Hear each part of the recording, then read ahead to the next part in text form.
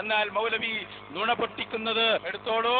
ആ മൗലവിയുടെ 85ാമത്തെ കളവ് വരട്ടെ. ഇപ്പൊ റസൂലുള്ളാഹിന്റെ മുടി ഏതുപോലെ നമുക്ക് വളരെ പ്രിയപ്പെട്ട നമ്മുടെ ബാപ്പ മരിക്കുമ്പോ ബാപ്പ സ്ഥിരമായിട്ട് ഉപയോഗിച്ച പേന ബാപ്പയുടെ ഓർമ്മക്കായി എടുത്തു വെക്കൂ. സ്നേഹമുള്ള മക്കള് അല്ലേ, നിങ്ങളൊന്ന് ആലോചിച്ച് നോക്കൂ. ബാപ്പട്ട ജുബ്ബ ഇനി ബാപ്പാന്റെ വല്ല മുടി എവിടെയും കൊഞ്ഞിടും. അതെന്തിനാ ആരാധിക്കാനാ? അതിന് പുണ്യം ഉണ്ടെന്ന് വിചാരിക്കാനാ? അല്ലെങ്കിൽ അതിൽ നിന്ന് എന്തെങ്കിലും കിട്ടുമെന്ന് വിചാരിക്കാനാ? അല്ല. അപ്പൊ എന്താ, റസൂലുള്ളാഹി തങ്ങളെ മുടി എടുത്തു വെച്ചത് ബാപ്പന്റെ പേന നമ്മൾ എടുത്തു വെക്കുന്നത് പോലെ പച്ച കള്ളമല്ലേ? സ്വഹാബത്തിന് വിധങ്ങളെ മുടി എടുത്തു വെച്ചത് അത് മുക്കിയിട്ട് വെള്ളം കുടിക്കാനല്ലേ? ബുഖാരി അതിന് സാക്ഷിയല്ലേ? അതിന് ബുഖാരിയിൽ ഇവർക്ക് വിശ്വാസമുണ്ടോ? എന്ത് പറഞ്ഞാൽ ബുഖാരിന്റെ വിഷയത്തിൽ കടുത്ത നുണ. നമ്മുടെ സക്കരിയ സലാഹിനെന്ന് വന്നോട്ടെ, എന്ത് സക്കരിയ ഏത് വിഷയം എടുത്താലും നുണണ്ടേ. അതല്ലേ ഞാനീ പറയുന്നത്. നമ്മൾ 101 എന്നൊക്കെ പറഞ്ഞാൽ എന്തായാലും മതിയാവൂല. ഏതായാലും ഇരിക്കട്ടെ, ബുഖാരിയിൽ വന്ന ഹദീസിനെയല്ലേ മൂപ്പര് ചോദ്യം ചെയ്തത്. എന്നാ ബുഖാരിയെ കുറിച്ചുള്ള നുണ എന്താണെന്നറിയോ?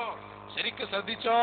86ാമത്തെ നുണ സക്കരിയ സലാഹി പറയുന്നു, സ്വഹീഹുൽ ബുഖാരി അത് മുഴുവനും സത്യസന്ധമാണെന്ന് ഇവിടെ ആർക്കും വാദമില്ല. സലാം സ്വലമിന്റെ ഒരു നുണ അവിടെ കൂട്ടി വായിക്കണം. അയാൾ പറഞ്ഞു ബുഖാരിയിൽ 60 ഹദീസ് ദഈഫുണ്ട്. ക്ലിപ്പ് നമ്മുടെ കയ്യിലുണ്ട്. അത് 87ാമത്തെ നുണയാണ്. അയാൾ ചോദിച്ചത്, ഞാൻ 60 ഹദീസ് ദഈഫാക്കിയിട്ട് നിങ്ങൾക്ക് എന്തെങ്കിലും പറ്റിയോ? ബുഖാരിന്റെ ഹദീസ് ദഈഫാക്കിയിട്ടാണ് ഈ ചോദ്യം. അപ്പൊ ഹദീസ് സംബന്ധമായി നിങ്ങൾക്കൊന്നും അറിയൂല. കേട്ടോ, 86ാമത്തെ നുണ സക്കരിയ സലാഹി പറയട്ടെ. സഹീഹ് ബുഖാരി വിമർശനങ്ങൾക്ക് അതീതമാണെന്നോ ഇമാം ബുഖാരി മഅസൂമാണെന്നോ ആ 2 ചട്ടക്കുള്ളിലുള്ളതെല്ലാം സത്യസമ്പൂർണ്ണമാണെന്നോ ആർക്കും ഇവിടെ വാദമില്ല. ആർക്കില്ല എന്ന് പറയണ്ട, നിങ്ങൾക്കില്ല എന്ന് പറഞ്ഞാൽ മതി. ആർക്കില്ല, ഞങ്ങൾക്ക് വാദമുണ്ട്. ബുഖാരിയിലുള്ളത് മുഴുവനും സത്യസന്ധമാണെന്ന് ഞങ്ങൾ വിശ്വസിക്കുന്നു. നിങ്ങൾ നുണ പറഞ്ഞത് അവിടെ 87ാമത്തെ നുണയായി സുല്ലമി. അവമാണ് മടപൂരികളുമാണ് നമ്മൾ പരിഗണിക്കാം. അയാൾ 60 ഹദീസ് ദഈഫാക്കി. അയാൾ എഴുതിയിട്ടുണ്ട്, അദ്ദേഹം പ്രസംഗിച്ചതുമുണ്ട്. 87ാമത്തെ നുണ. ഇനി നിങ്ങൾക്ക് കേൾക്കണോ പ്രിയപ്പെട്ട സഹോദരന്മാരെ? ഈ പറഞ്ഞ ടീമിനെ നിങ്ങൾ ഇടയ്ക്കൊന്ന് ഓർക്കുന്നത് നല്ലതാണ്. ഇവരുടെ കള്ളക്കരച്ചിൽ കൂടി നമ്മൾ ഇതിലേക്ക് ചേർത്ത് കൊടുക്കണം. അതെന്തിനാണെന്നറിയോ? നമ്മളിങ്ങനെ നുണ വിശദീകരിക്കുകയാണ്. ഇപ്പൊ 87ആയി. പക്ഷേ ഇത് പറയുമ്പോഴും ചിലപ്പോ നിങ്ങൾ അവര് കാണുന്ന ആ ദൃശ്യമുണ്ടല്ലോ, അത് കരഞ്ഞുകൊണ്ടൊക്കെ നല്ല വയത് പറയുമല്ലേ. അപ്പോ ഇത് നല്ല ടീമാന്ന് ഒരാളും വിചാരിക്കണ്ട. അത് അതിലും കളവുണ്ട്, അത് കള്ളക്കരച്ചിലാണ്. അതുകൊണ്ട് 88ാമത്തത് ഇദ്ദേഹം ആളുകളെ വഞ്ചിക്കാൻ വേണ്ടി കളവ് നടത്തുന്ന ഈ മൗലവിയുടെ കരച്ചിൽ, കള്ളക്കരച്ചിൽ നമുക്കൊന്ന് കാണാം. പഠിച്ചവരെ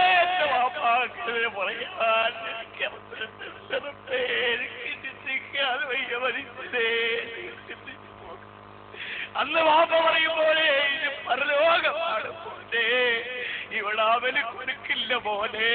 ഒരമല് ഞാൻ നിനക്ക് തന്നിട്ട് എന്റെ അമല് കുറഞ്ഞു പോയാൽ പോലെ. യാ അയ്യുഹല്ലദീന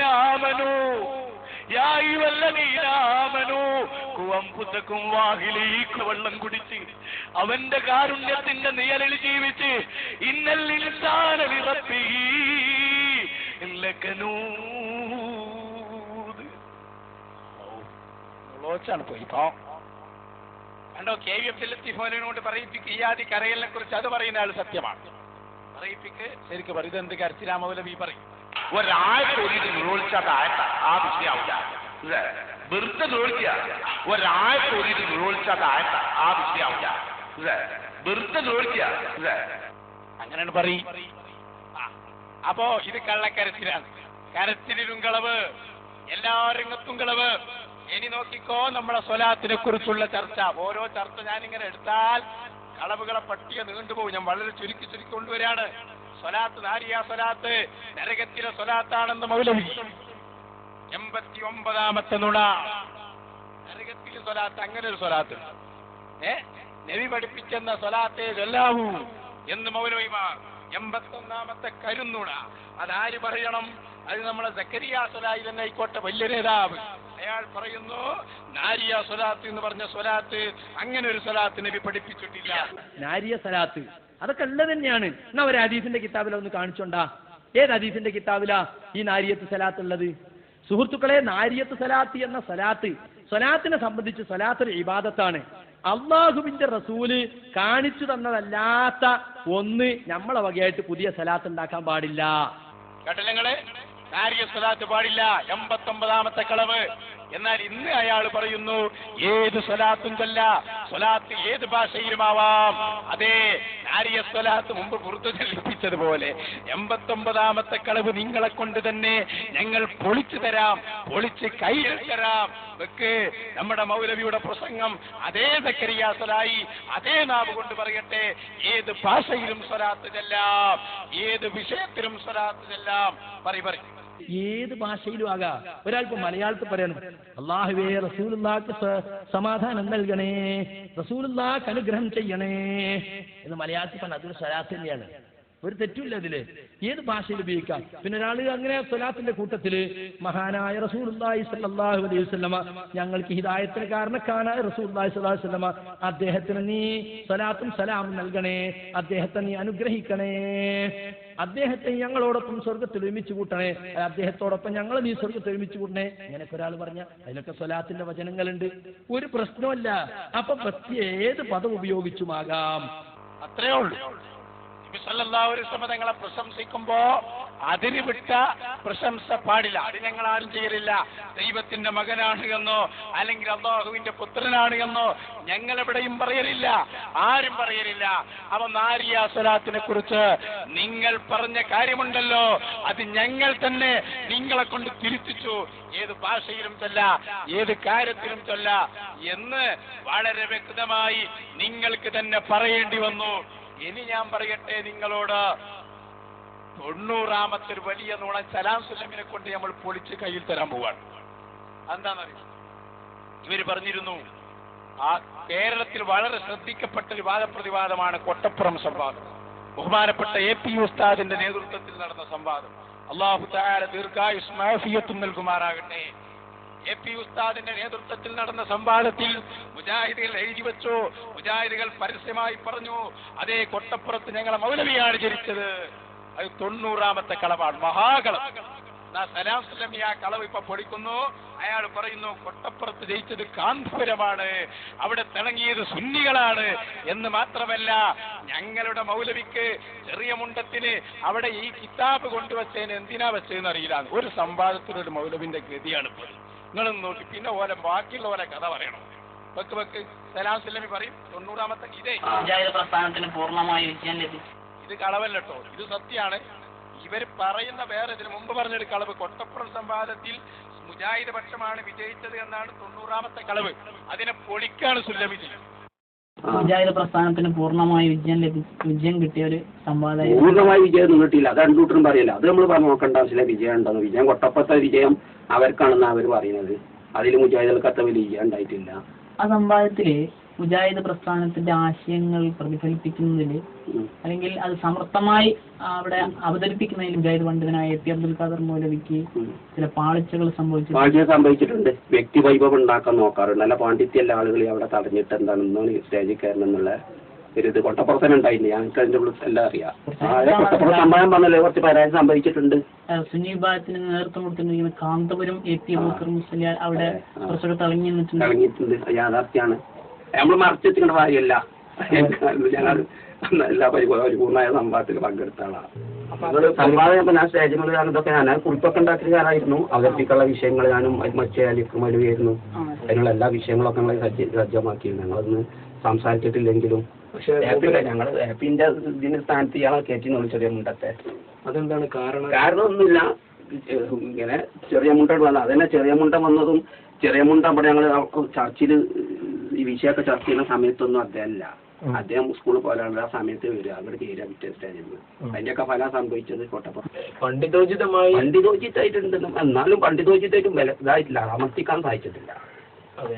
പണ്ഡിതോചിത ഇപ്പൊ തെളിവ് നല്ലോണം പറയുകയാണെങ്കിൽ സാധാരണ പാചാലത ഇല്ലെങ്കിലും എന്ത് ചെയ്യും, നിഷ്പക്ഷ ആളുകൾക്ക് മനസ്സിലാവും. അപ്പൊ അദ്ദേഹത്തിന് പണ്ടുള്ള ആഴ്ചകൾ തന്നെ കുറെ മനപ്പാടില്ലാത്ത മതിലുള്ളൊരു ഇതാണ്.